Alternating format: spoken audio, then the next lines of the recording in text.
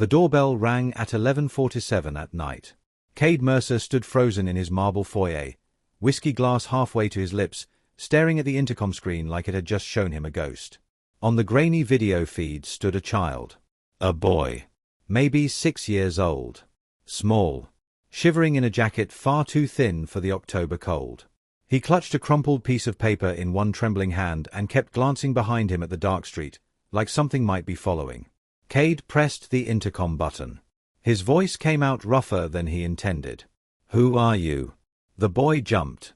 His grey eyes looked directly into the camera. "Are you Cade Mercer?" "Yes." "Who are you? Where are your parents?" The boy's face crumpled. When he spoke again, his voice was so quiet Cade almost didn't hear it.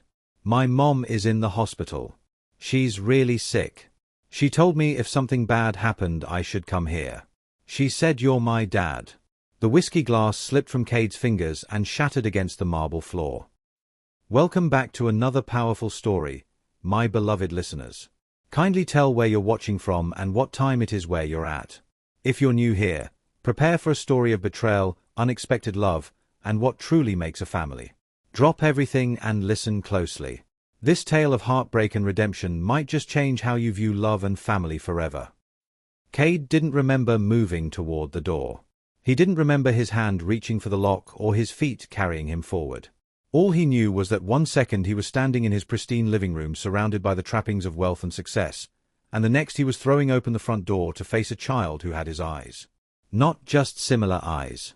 His exact eyes. Ocean grey. The color his mother used to call storm eyes. Rare. Inherited from his grandfather. Less than 1% of the population had eyes this shade. And this boy standing on his doorstep, drowning in that inadequate jacket, staring up at him with a mixture of fear and desperate hope, had them. The resemblance didn't stop there. Dark curly hair that caught the porch light in familiar waves. The same hair Cade had spent his entire childhood trying to tame. The same stubborn curl pattern that appeared in every school photo. And the face. God, the face. It was like looking at himself 25 years ago. Same sharp chin. Same way of holding his shoulders like he was trying to be braver than he felt. "What's your name?" Cade heard himself ask. His voice sounded distant. Like it belonged to someone else. "Ethan." The boy's eyes were red-rimmed. Exhausted. Ethan Cole. Cole. The name hit Cade like a physical blow. Like someone had reached into his chest and squeezed. Nora Cole. She'd worked in his house 5 years ago. His housekeeper. Quiet. Competent. Warm brown eyes and a smile that made his sterile mansion feel almost like a home for the 8 months she'd been there. Before he'd fired her. Before he'd had security escort her out like a criminal. Before she disappeared and he'd never once tried to find out where she went or why. "Your mother," Cade said slowly. Carefully. "Is her name Nora?" Ethan nodded. A tear slid down his cheek. "She's in the ICU. The neighbor lady brought me close to here, but I walked the last part because Mom said it had to be secret. She made me promise not to tell anyone except you. And only if." His voice broke. Only if she couldn't wake up. Cade felt the world tilt beneath his feet. "She's in a coma." Ethan nodded again. "The doctors said her brain is swelling. They said I should call someone, but Mom doesn't have anyone except me. So I came here. Like she told me to." The boy held out the crumpled paper with a shaking hand. "She wrote it down.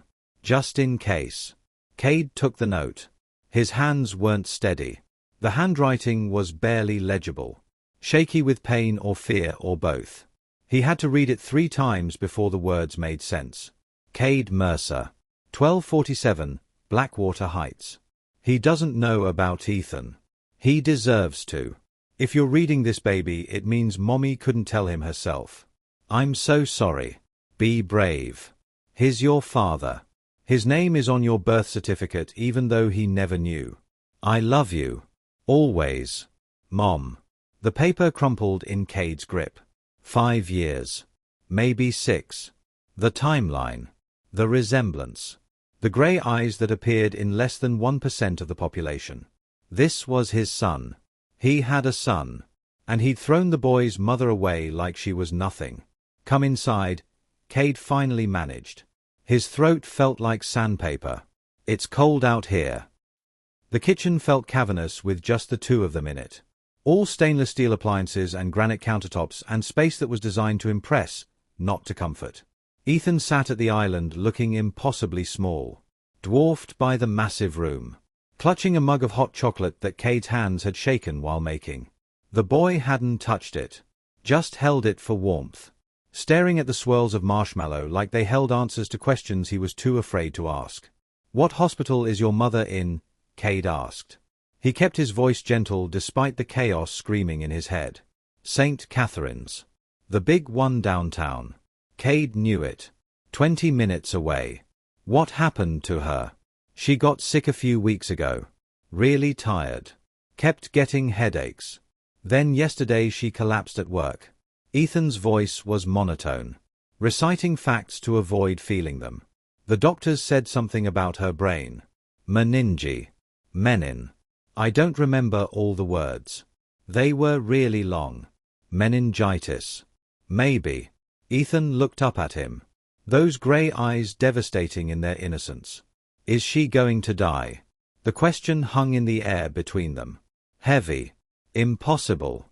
"I don't know," Cade said, because lying seemed worse than uncertainty. "But we're going to find out.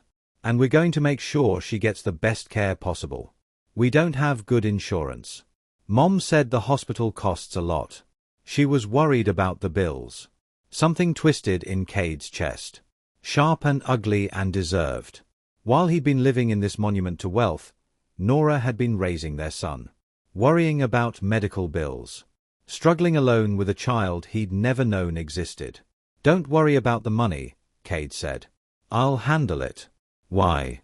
Ethan's question was blunt, direct, the way only children could be. "You don't know us." "Because." Cade stopped. Started again. "Ethan, do you understand what your mother told you? About me being your father?" "I know what father means. I'm not stupid. I didn't mean it like that." Cade ran a hand through his hair. "What I'm asking is, did you know about me before tonight?" Ethan shook his head. "Mom never talked about my dad. When I asked, she just said he was busy and didn't know about me. I thought maybe he was in the army or something. Somewhere far away." "I wasn't far away," Cade said. The words tasted like ash. "I was right here. I didn't know you existed." "Why not?" It was the simplest question in the world. And Cade didn't have a good answer. "It's complicated," he tried. "That's what grown-ups say when they don't want to tell the truth." Cade almost smiled despite everything. "You're right. The truth is, your mother worked for me years ago, and I made a terrible mistake. I didn't treat her the way she deserved. And when she left, I didn't try to find out why." "Did you love her?" The question was a knife between his ribs. Did he love Nora? He'd barely known her in the ways that mattered. She'd been part of the household staff. Someone who existed in the periphery of his life. Someone he saw but didn't really see. Except for that one night. A gala at his mansion.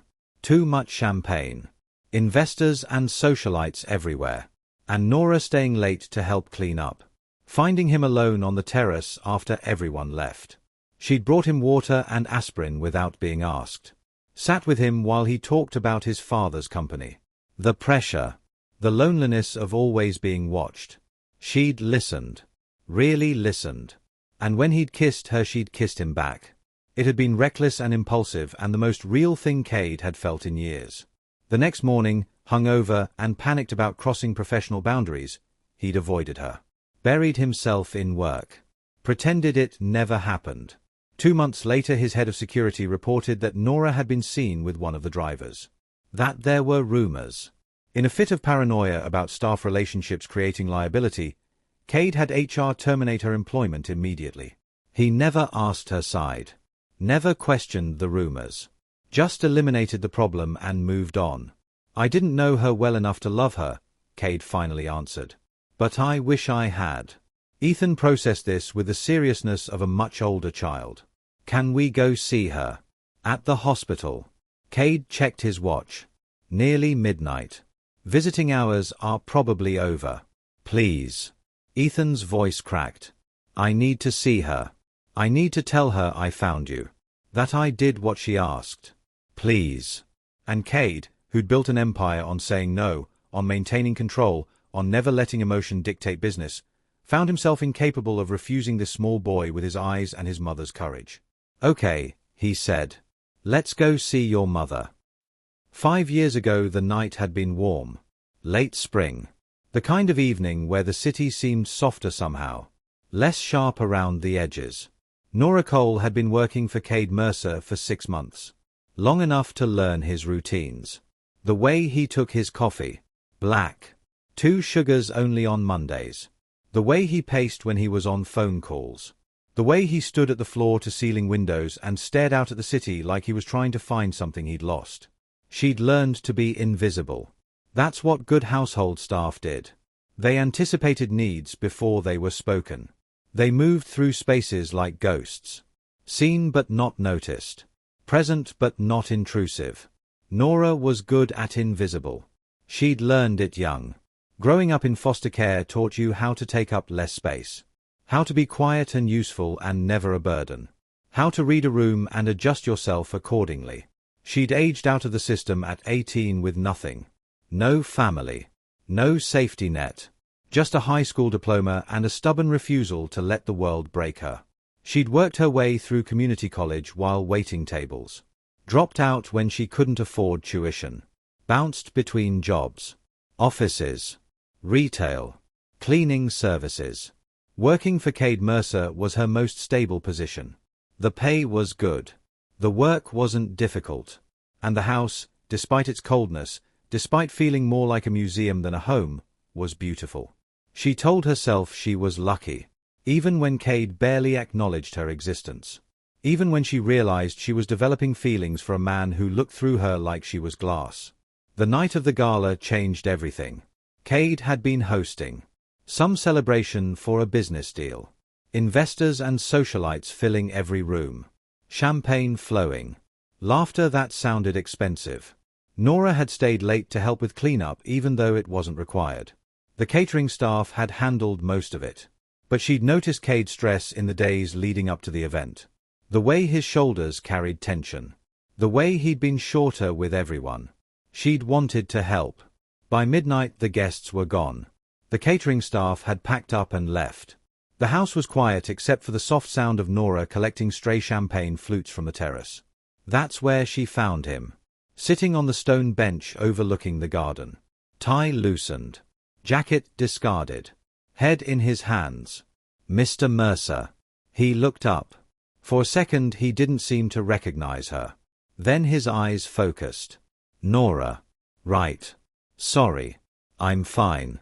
You can go home. She should have nodded and left and maintained the professional distance that kept her employed. But something in his face stopped her.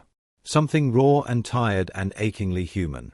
You don't look fine, she said quietly. He laughed. A rough sound. Is it that obvious? She sat down beside him. Not too close. Leaving space. I brought you water. And aspirin. Just in case. He took them. Stared at the pills in his palm like he'd forgotten what they were for. Thank you.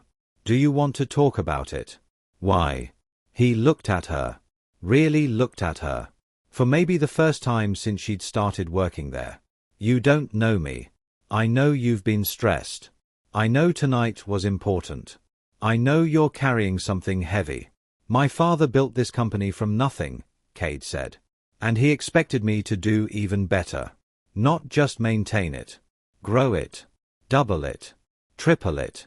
Every success has to be bigger than the last. Every quarter has to break records.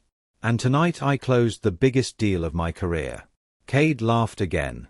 That same rough sound. And all I can think is, what's next? What impossible thing do I have to do now to prove I'm enough? Nora didn't say anything for a moment. Just listened. The way she'd learned to listen in all those foster homes. The way you listen when someone needs to be heard more than they need advice. Maybe you're already enough, she finally said. Cade looked at her, and something shifted in the air between them. You really believe that? I don't know you well enough to believe anything. But I know you work harder than anyone I've ever met. I know you care about things being done right. I know you're carrying weight that most people couldn't handle. She paused. That sounds like enough to me. The kiss happened slowly, not rushed or fumbling. He leaned toward her. She didn't pull away. His hand came up to cup her face and she let it. Their lips met and it felt like something inevitable. Like gravity. They ended up in his bedroom. Not drunk. Not reckless. Just two lonely people reaching for something real in a world that felt increasingly hollow. Afterward, Nora lay awake while Cade slept, staring at the ceiling, knowing this changed everything, knowing she should probably leave, find another job, put distance between them before this became complicated. But when she finally fell asleep, curled against his side, she let herself hope. Just for a moment. That maybe this meant something. That maybe he saw her now. Really saw her. She woke up alone. There was a note on the pillow. Thank you for last night, Kay. It seemed romantic at first. Thoughtful. But as the morning stretched on and Cade didn't appear, as she heard him on phone calls in his study with the door closed, as lunchtime came and went and he found reasons to be anywhere she wasn't, Nora began to understand. He regretted it. She was an employee. A complication. A mistake he didn't know how to address. So he was pretending it never happened. The next 2 months were torture. Cade avoided her completely. Would leave rooms when she entered. Communicated only through notes left on the kitchen counter. Worked late. Came home after she'd left for the day. Nora told herself it was fine. Told herself she'd been stupid to hope for anything different. Told herself to be professional and invisible and eventually things would settle into a new normal. Then she missed her period. Then another. The pregnancy test sat on her bathroom counter for 3 hours before she found the courage to look at it. 2 pink lines. Clear and undeniable. She was pregnant. With Cade Mercer's child. And she had absolutely no idea what to do. Nora spent a week trying to find the right moment to tell him. She rehearsed the words. Practiced different approaches. Casual. Serious. Apologetic. Matter of fact. But every time she saw him, every time she tried to speak, the words died in her throat. Because how do you tell a man who won't look at you that you're carrying his child?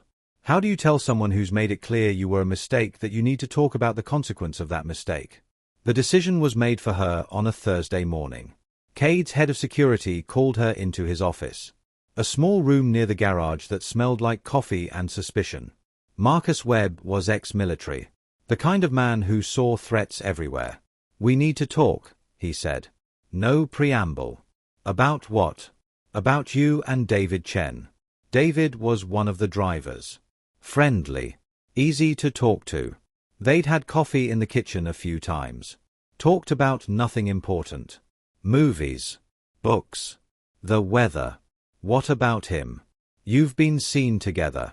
Multiple times. Getting close. We're friends. Mr. Mercer has strict policies about staff relationships. Marcus's voice was flat. No warmth. Creates complications. Conflicts of interest. We're not in a relationship. That's not what I've heard. Then you heard wrong.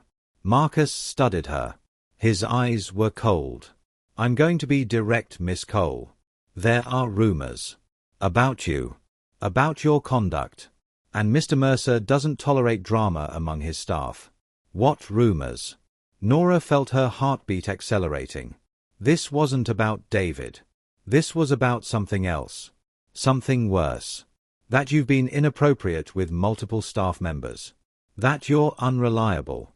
That you've been using your position here to. He paused. Advance yourself. That's not true. None of that is true. Nevertheless. We're going to have to let you go. The room tilted. What? Your employment is terminated effective immediately. You'll be paid 2 weeks severance. HR will be in touch about final paperwork. You can't. I need to talk to Mr. Mercer. He's aware of the situation. Those 4 words broke something in Nora. His aware. Meaning Cade knew. Meaning he'd approved this. Meaning he was having her fired based on lies and he couldn't even face her himself. "I need to speak with him," Nora said. Her voice was shaking now. "Please.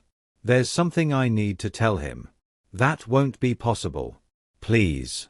Security will escort you out. You have 20 minutes to collect your personal belongings." "I'm pregnant." The words came out before she could stop them. Desperate. Raw. Marcus's expression didn't change. "That's not relevant to your termination." It's his. Now Marcus did react. His jaw tightened. His eyes narrowed. "Miss Cole, I'm going to give you some advice. Don't make accusations you can't prove. Don't create problems where none exist. Take your severance. Move on. Find another position. And don't contact Mr. Mercer again. But if you pursue this, if you try to make claims, Mr. Mercer has lawyers who will bury you. Do you understand? You'll be painted as unstable, opportunistic, a liar trying to extort a wealthy man. No one will believe you. And you'll end up with nothing." Nora stood there. 3 months pregnant. Being threatened by security. Being erased. 20 minutes, Marcus repeated. "Then you leave." She stood outside the mansion with her belongings in a cardboard box. 3 months pregnant. Jobless. Humiliated. Her phone had $63 in her checking account. Her apartment rent was due in 4 days. She had no family. No safety net. No one to call. The smart thing would have been to fight. To demand Cade face her. To insist on a paternity test. To get lawyers involved. But Nora knew how the world worked.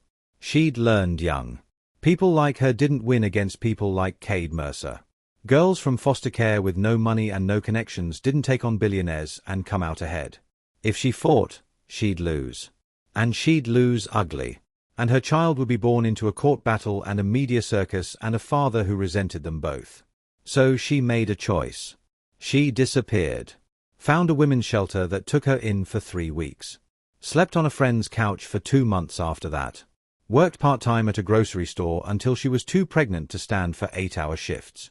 Had Ethan alone in a public hospital with no one there to hold her hand. She'd held her son for the first time and made promises. That she'd protect him. That she'd give him everything she could. That he'd never feel unwanted the way she had. And she'd kept those promises. For 5 years she'd kept them. Working 3 jobs. Waitressing. Cleaning offices at night. Driving for a delivery service on weekends. Scraping together enough to keep them fed and housed and safe. Ethan never went hungry. Never knew they were poor. Never knew his father's name. Until the headaches started.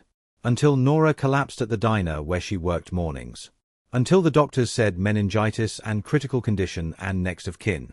Until she'd written that note with shaking hands and made Ethan promise. Made him memorize the address.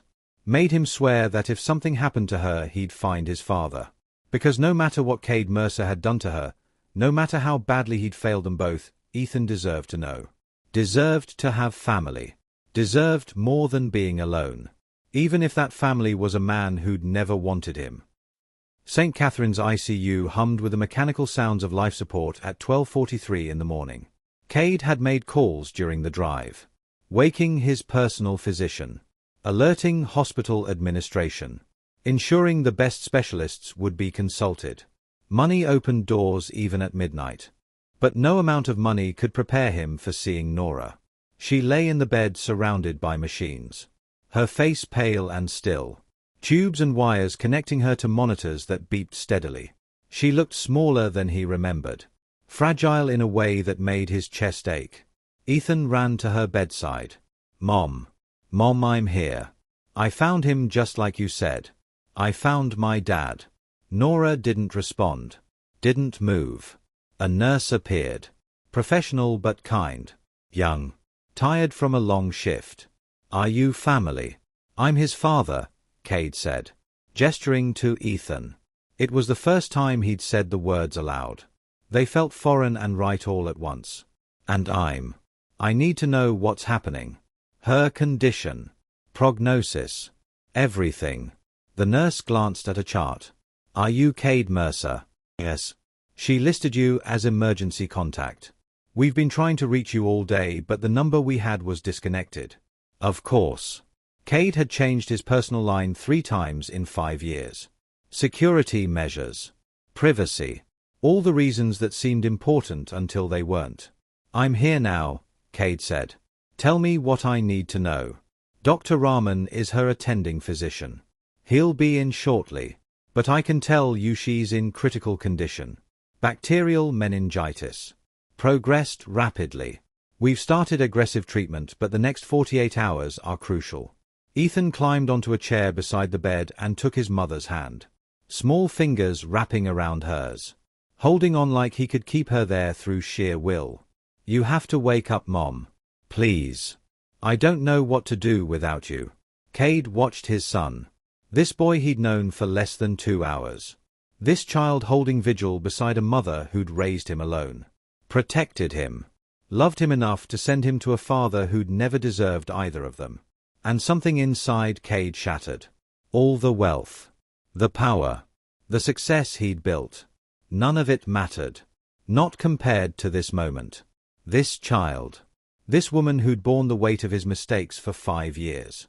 Ethan, Cade said quietly. Can I talk to you for a minute?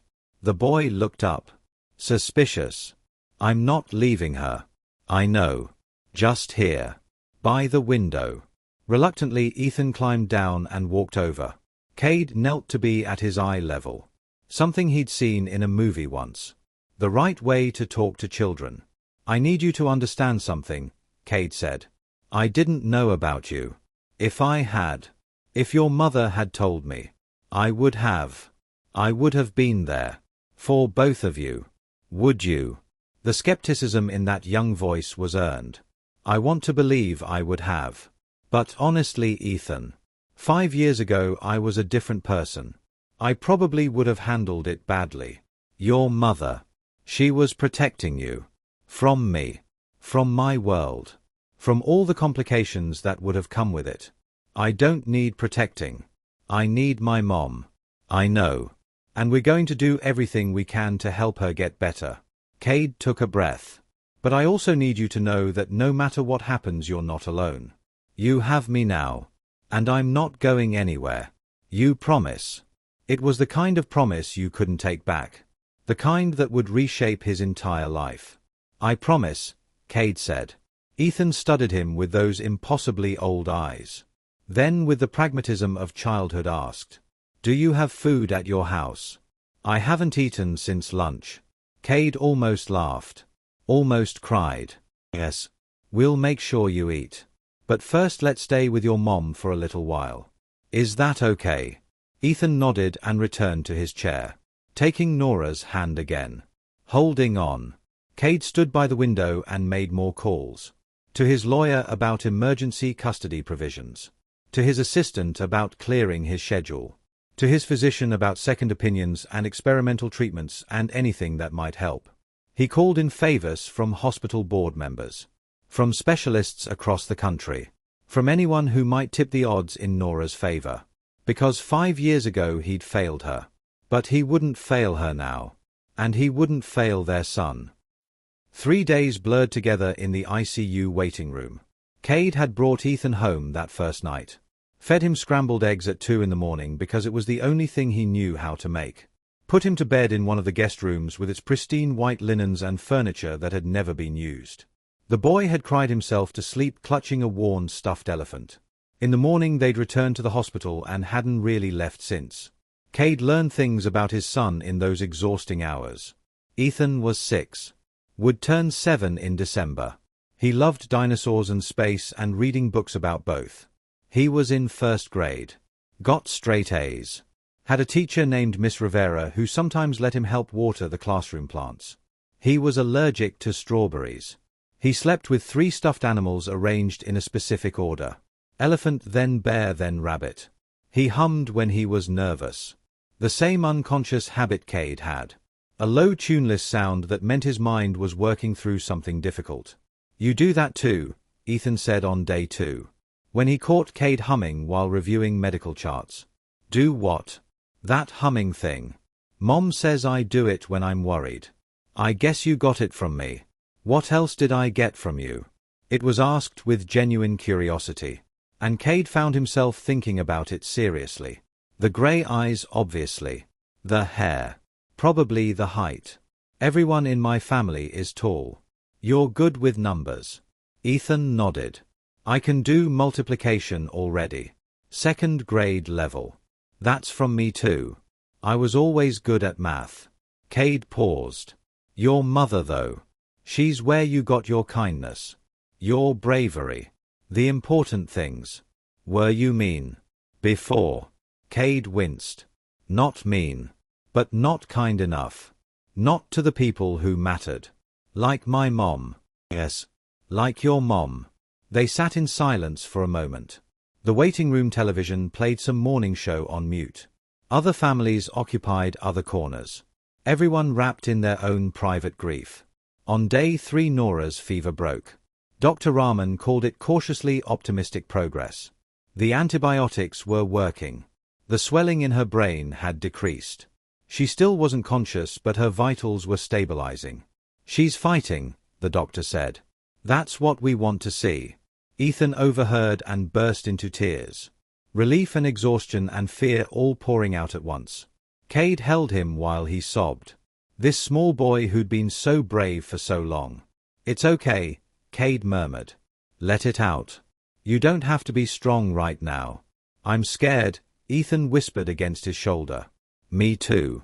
That night after Ethan finally fell asleep in the waiting room chair, Cade sat beside Nora's bed. Alone with her for the first time since she'd been admitted. I'm sorry, he said to her sleeping form. I'm sorry I wasn't better. Sorry I didn't see you. Really see you. Sorry I let you disappear without fighting to find out why. His voice cracked. You gave me a son, Nora. A beautiful, brilliant, brave son. And I didn't even know. Didn't deserve to know, probably. He reached out and carefully took her hand. Mindful of the 4 line. But I know now. And I swear to you I will take care of him. I will be the father he deserves. I will make sure he knows he's loved. That he's safe. That he'll never be alone. Tears ran down Cade's face. Just please wake up. Please be okay. He needs you. I need you to be okay. The machines beeped their steady rhythm. Nora breathed. But didn't wake. Cade sat there until dawn. Holding her hand. Keeping vigil. Hoping his words somehow reached her wherever she was. Hoping she'd fight her way back. On day 5 Cade was reviewing acquisition reports on his laptop.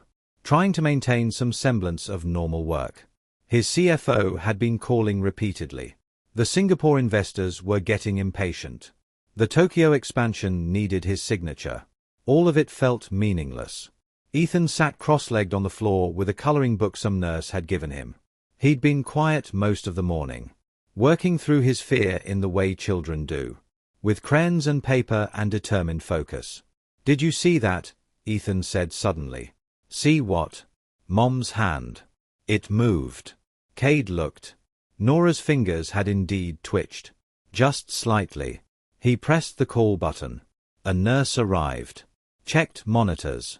Called for Dr. Rahman. And then, like watching someone surface from deep water, Nora's eyes fluttered open. Ethan, she whispered. Her voice was barely there. Rough from the breathing tube that had been removed the day before. Mom. Ethan scrambled onto the chair, leaning over the bed rail. You're awake. You're okay. Baby. Nora's eyes filled with tears. You're here. I was so scared.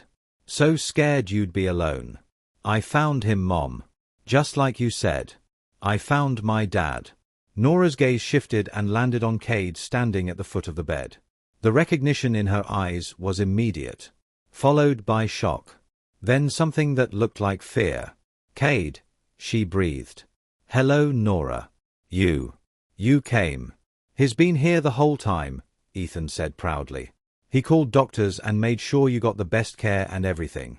And he made me breakfast. He's not very good at it, but it was okay. Despite everything, Nora smiled weakly. Then her expression crumpled. I'm so sorry. I never meant for you to find out like this. I tried to handle it on my own.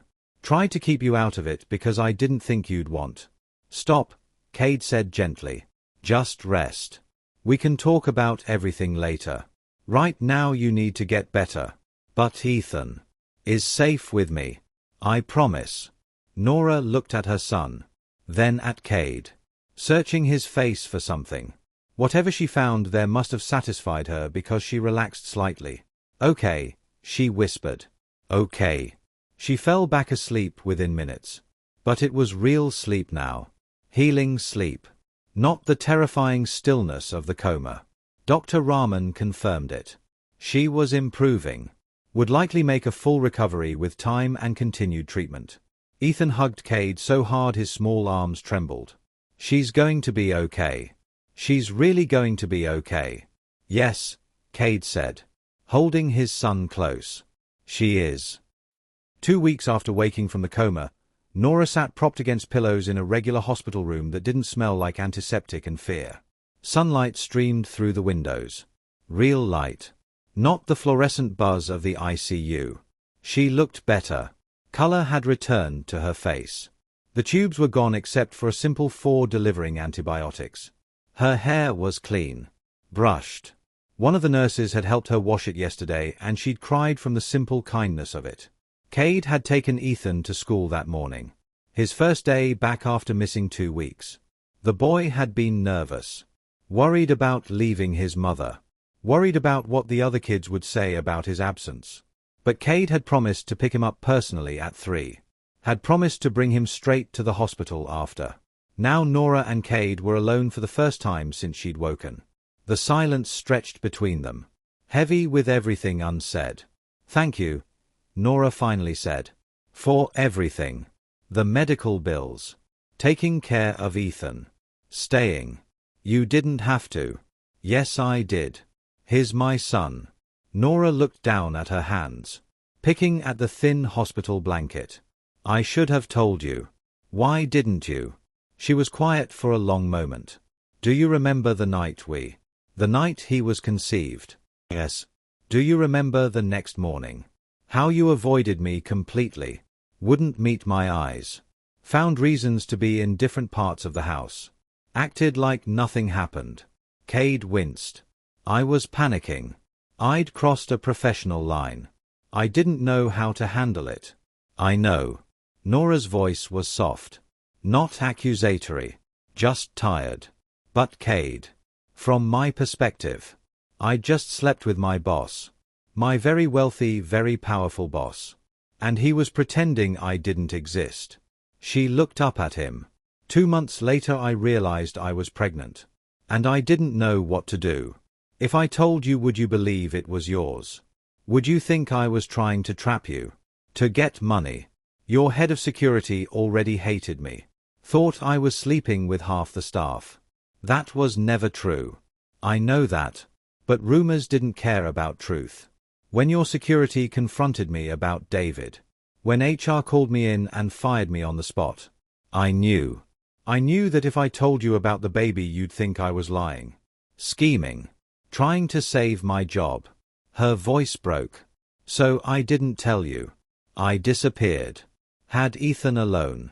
Raised him alone. And told myself it was better this way. That he didn't need a father who would resent him. I wouldn't have. Cade stopped. Because 5 years ago he might have. 5 years ago he'd been arrogant and paranoid and convinced everyone wanted something from him. You're right. I probably would have handled it terribly. But Nora, you should have had support. Money at minimum. Child support. Medical care. You shouldn't have struggled alone. I managed. You shouldn't have had to just manage. They sat in heavy silence. What happens now? Nora finally asked. Now we figure it out. Together. What does that mean? Cade took a breath. It means I want to be part of Ethan's life. Really part of it. Not just weekends or supervised visits. I want him to know I'm his father. I want to support you both. And I want. He paused. I want to see if we can build something. A family maybe. Or at least a partnership. For his sake. For his sake, Nora repeated carefully. And for ours, Cade added. Because these past 2 weeks getting to know Ethan. Being there for him. It's changed me. Made me see how empty my life was. How much I was missing. You can't just rewrite 5 years, Cade. I know. But I can try to do better going forward. If you'll let me. Nora studied him for a long moment. He adores you already. Talks about you constantly. My dad this. My dad that. It terrifies me. Why? Because what happens when you get bored? When the novelty wears off? When being a father interferes with your business empire? Ethan gets his heart broken. That won't happen. You can't promise that. You're right. I can't promise I'll be perfect. But I can promise I'll try. Every single day I'll try to be the father he deserves. Cade leaned forward. And I can promise that I'll never walk away from him. Never make him wonder if he matters. He does matter. More than anything. Tears slid down Nora's cheeks. He deserves that. So do you, Cade said softly. You deserve support and partnership and someone who sees how extraordinary you are. You raised an amazing kid while working yourself to exhaustion. You protected him. Loved him. Gave him everything you could. You're incredible, Nora. Don't, she whispered. Don't what? Don't make this about romance. This is about Ethan. Right now, yes. But maybe someday it could be more. When you're ready. When you trust me again. If you ever do. Nora wiped her eyes. One day at a time, Cade. That's all I can handle right now. One day at a time, he agreed. Starting with getting you out of this hospital and somewhere comfortable to recover. I have an apartment. Which is probably too small for you and Ethan plus everything you'll need during recovery. Come stay at my place. Separate room. No pressure. Just somewhere safe while you heal. Cade. Please. Let me do this one thing right. After a long pause, Nora nodded. Okay. But just until I'm better. Just until you're better, Cade agreed. Though both of them suspected better would take longer than either anticipated.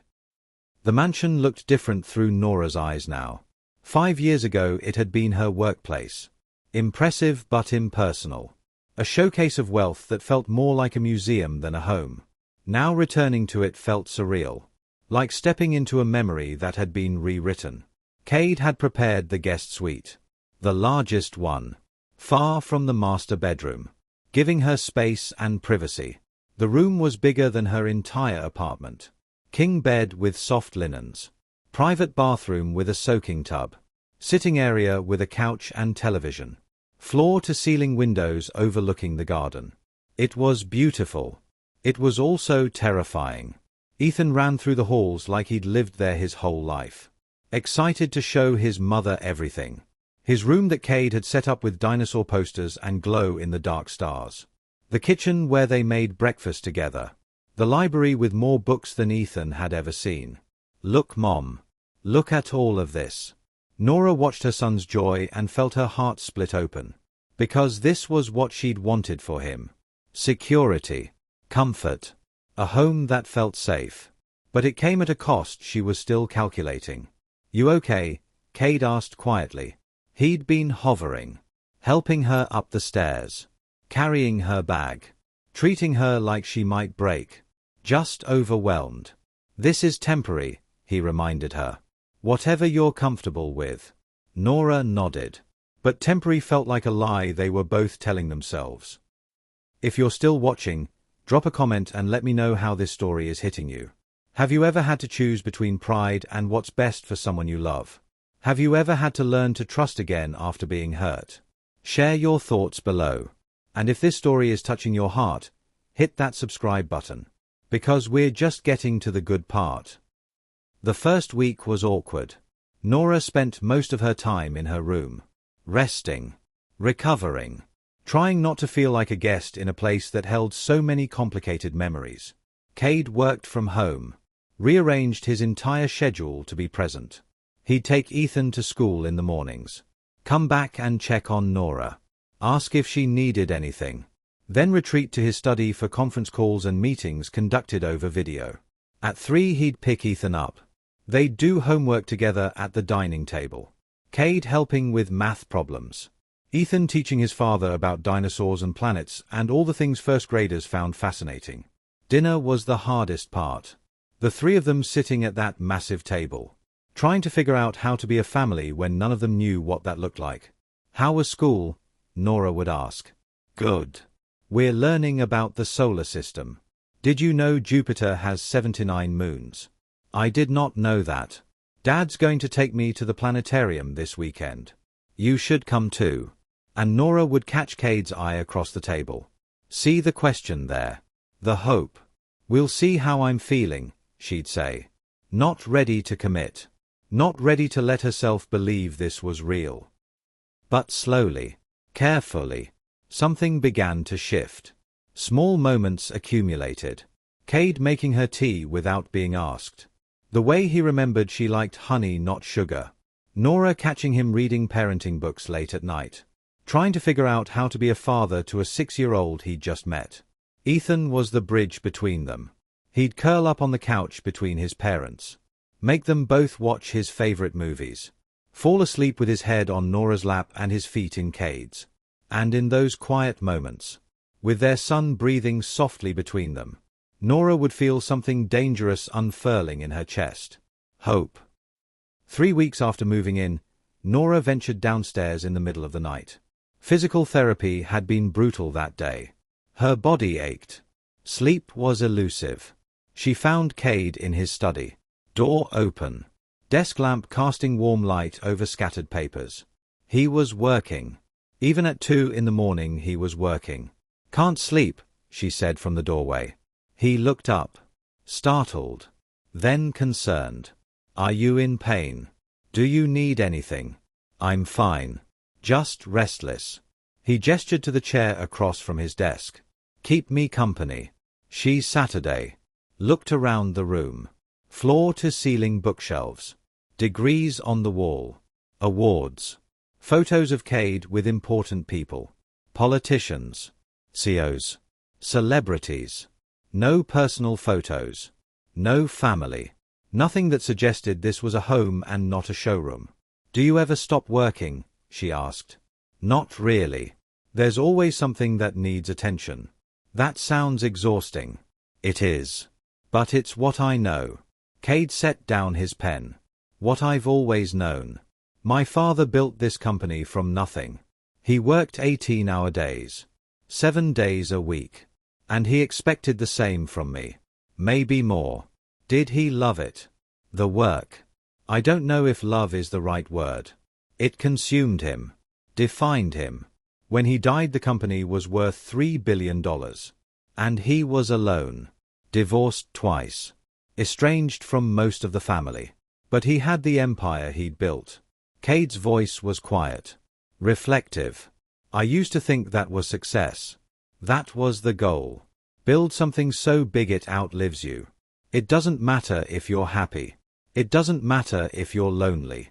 As long as the company grows. And now I have a son who barely knows me. And a woman I hurt sitting in my study at 2 in the morning because I'm still working instead of sleeping like a normal person." Cade laughed. A rough sound. "I don't know what success looks like anymore." Nora was quiet for a moment. Then she said, "Ethan thinks you hung the moon. You know that, right? He barely knows me. He knows you show up. You take him to school. You help with his homework. You listen when he talks about dinosaurs even though you probably don't care about dinosaurs." "I care because he cares." "Exactly." Nora leaned forward. "That's what being a parent is, Cade. It's not about being perfect. It's about showing up. And you're doing that. Every single day you're doing that." "I'm trying." "I know." Their eyes met. Held. Something passed between them. Something neither was ready to name. "Why did you really stay?" Cade asked. "After I fired you. After everything. Why didn't you fight?" Why didn't you demand I take responsibility? Nora looked down at her hands. Because I knew I'd lose.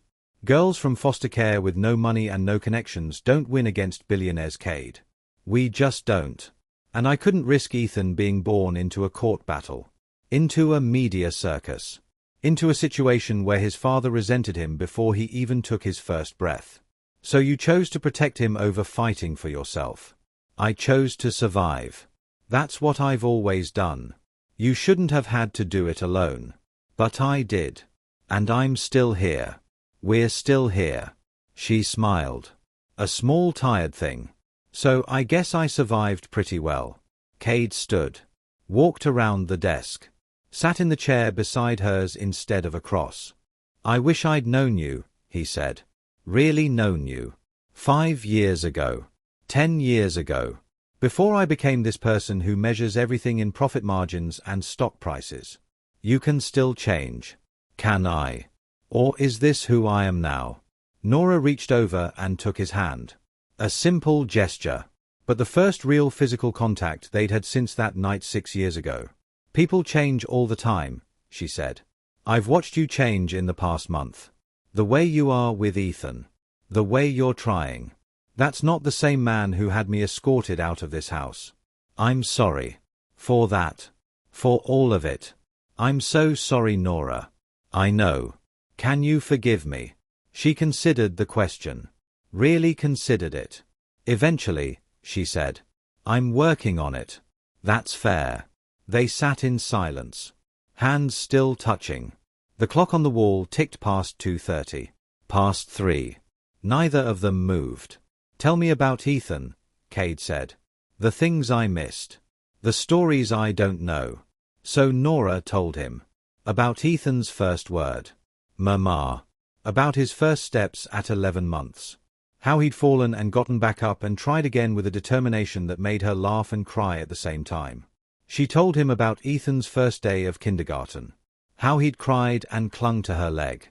And how by pickup time he'd made 3 friends and didn't want to leave.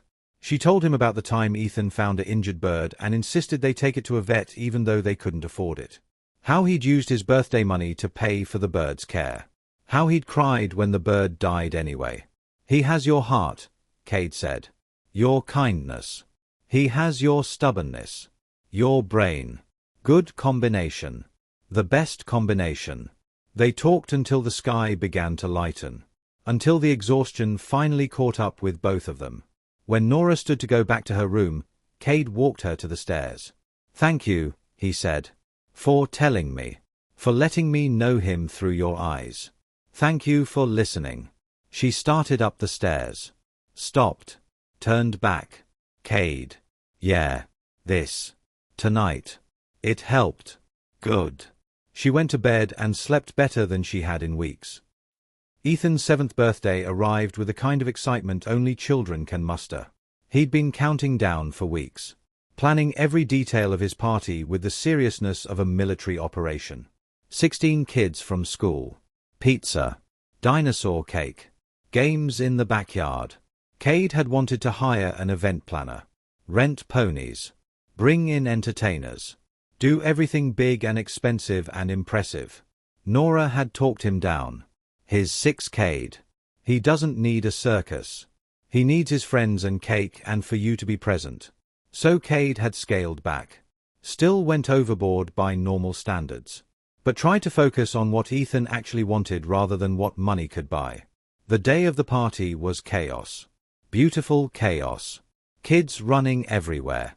Screaming with joy. Playing games. Eating too much sugar. Cade and Nora worked together. Setting up. Supervising. Making sure no one got hurt.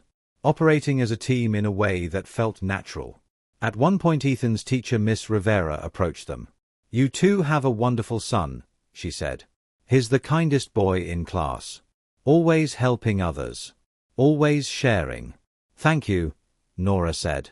He talks about you both all the time. Miss Rivera smiled. It's clear how loved he is. After she walked away, Cade turned to Nora. She thinks we're married. I know. You didn't correct her. Neither did you. They looked at each other. Something shifting again. Something growing. The birthday cake was a massive thing shaped like a T-Rex. Ethan's eyes went wide when they brought it out. All his friends sang. Ethan blew out the candles and made a wish he refused to share. "What did you wish for?" Cade asked later when the guests had gone home. "Can't tell you. It won't come true. Not even a hint." Ethan grinned. That mischievous look that was pure Nora. "Nope. It's a secret." But that night after Ethan was asleep, Nora found the birthday wish written in Ethan's journal. She shouldn't have looked. It was private. But the journal was open on his desk and the words were right there. "I wish my mom and dad would get married so we can be a real family forever." Nora's hands shook as she closed the journal. Put it back exactly where she'd found it. Walked downstairs to where Cade was cleaning up leftover cake and decorations. "We need to talk," she said. They sat on the terrace. The same place they'd sat 6 years ago. Where everything had started. The city lights spread out below them. Endless. Beautiful. The night air was cool but not cold. "Ethan wants us to get married," Nora said. Cade set down his drink. "What?" "His birthday wish. I saw it in his journal. I wasn't snooping, It was open. And I saw."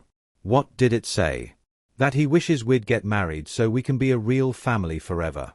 Cade was quiet for a long time. Then he said, "Would that be so terrible?" "Cade. I'm serious. Would it be so terrible? We're good together. We work as a team. Ethan's happy. You're happy. Or at least happier than when you were working 3 jobs and barely making rent. That's not a reason to get married. Isn't it? People get married for worse reasons. Money. Convenience. Because they're afraid of being alone. And what would we be getting married for? For Ethan. For stability. For..." Cade turned to face her fully. "For the fact that I can't stop thinking about you. That every time I see you with our son my chest aches.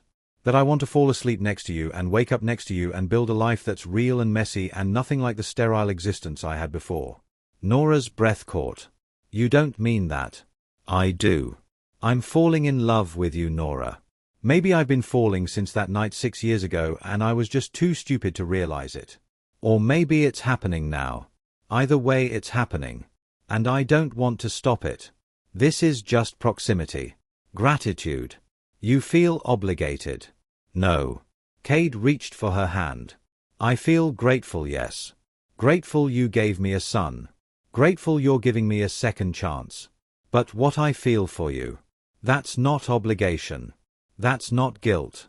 That's something else entirely." Tears slid down Nora's face. "I'm scared." "Of what?" "Of believing this is real. Of letting myself hope. And then having it fall apart. I've survived a lot, Cade. But I don't think I'd survive losing you. Losing this. You won't lose me. You can't promise that." "You're right. I can't promise forever. No one can. But I can promise tomorrow. And the day after. And the day after that. I can promise to show up. To try. To choose you and Ethan every single day." He cupped her face in his hands. "I can promise that you're the first thing I think about when I wake up. The last thing I think about before I sleep. I can promise that I see you, Nora. Really see you. And what I see is the strongest, most beautiful, most extraordinary person I've ever met. Don't. Don't what? Don't make me fall for you." "Too late," Cade whispered. "You already have." And then he kissed her. Soft at first. Tentative. Asking permission. Nora could have pulled away. Should have pulled away. Should have maintained the distance that kept her safe. But she didn't. She kissed him back. Pouring 6 years of loneliness and fear and hope into that kiss. Her hands came up to tangle in his hair. His arms wrapped around her waist. Pulling her closer. When they finally broke apart, they were both breathing hard. Ethan's sleepy voice came from the doorway. "Are you guys gonna get married?" They turned to see their son standing there in his dinosaur pajamas. Rubbing his eyes. Looking impossibly young and impossibly wise all at once. "Were you spying?" Cade asked.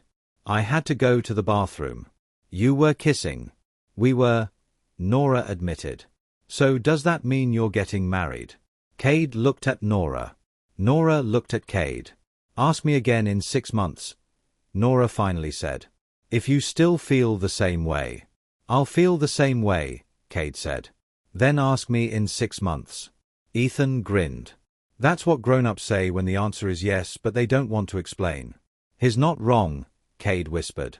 No, Nora said, smiling through her tears. He's really not. The next 6 months unfolded like a dream.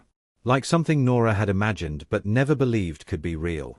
She and Cade moved slowly, carefully, dating even though they lived in the same house. He'd take her to dinner. They'd go to movies. Walk through the park while Ethan was at school. They talked about everything. His childhood.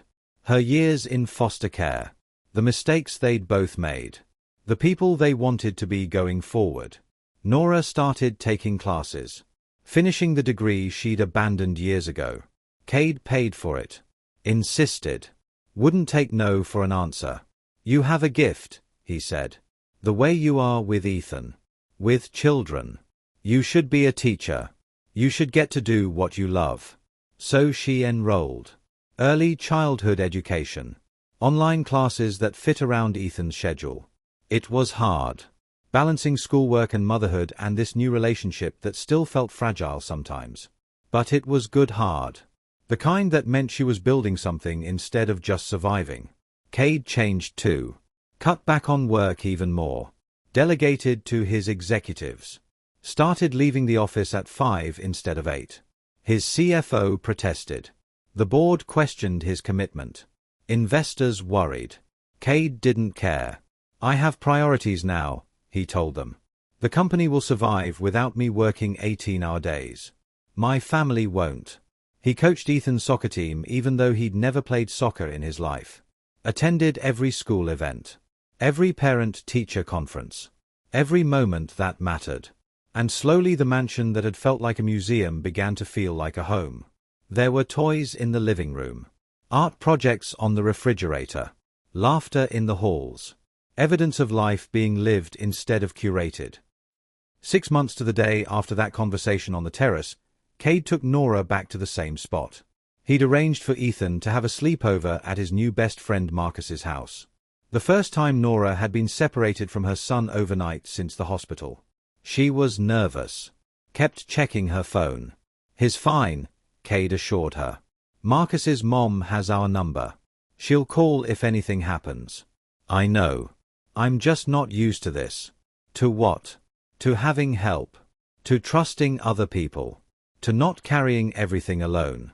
You don't have to carry anything alone anymore. They sat on the terrace bench. City lights below. Stars above. The same setting as half a year ago. So, Cade said. It's been 6 months. It has. I still feel the same way. More actually. Do you? Nora smiled. Yes. Cade stood. Pulled a small box from his pocket. Got down on one knee. Nora's hands flew to her mouth. I'm not good at this, Cade said. I've never done this before. Never wanted to before. But Nora Cole. You've changed my life. You gave me a son. You showed me what it means to be brave. To survive. To keep going even when everything is stacked against you. Tears streamed down Nora's face. You've made me want to be better. Made me see that success isn't measured in dollars or deals or empire building. It's measured in bedtime stories and soccer games and the way Ethan laughs when we're all together. He opened the box. A simple ring. Elegant but not ostentatious. A single diamond on a platinum band. I love you. I love the family we're building. And I want to spend the rest of my life proving I'm worthy of you both. Oh. Will you marry me? Nora was crying too hard to speak. She nodded. Whispered yes through the tears. Cade slid the ring onto her finger and stood and pulled her into his arms. They held each other as the city sparkled below and the future spread out before them full of promise. The wedding was small. Intimate. Nothing like the society event people expected from Cade Mercer. A chapel with 50 guests. Close friends. Ethan's teacher, Miss Rivera. The nurses from the ICU who'd taken care of Nora. Cade's assistant Victor, who'd become a friend through everything. Mrs. Chen, the neighbor who'd watched Ethan during those hard early years. No magazine photographers. No 500-person guest list. Just the people who mattered. Nora wore a simple white dress. Cade wore a dark suit. Ethan walked his mother down the aisle wearing a tiny tuxedo and carrying the rings with solemn importance. When they reached the front, Ethan's stage whispered loud enough for everyone to hear. "I told you they were gonna get married." The chapel erupted in laughter. The officiant smiled. "Shall we make it official then?" During the vows, Cade promised to love Nora. To honor her strength. To spend his life proving he was worthy of the gift she'd given him. Not just Ethan, but a second chance. A family. A purpose beyond profit margins and quarterly reports. Nora promised to trust him. To let him in. To build something beautiful from the broken pieces they'd started with. And when the officiant asked Ethan if he accepted Cade as his father, the boy said proudly, "I already did. Like 2 years ago. We're just making it official now." More laughter. More tears. More joy than that chapel had probably ever held. "You may kiss the bride," the officiant said. Cade pulled Nora close and kissed her like she was the only thing in the world that mattered. Because she was. The reception was held at the mansion. Transformed with flowers and lights and warmth. The cold museum had become something alive. They danced. All 3 of them together on the dance floor. Ethan between his parents. Spinning and laughing. "This is the best day ever," Ethan declared. "Yes," Cade agreed.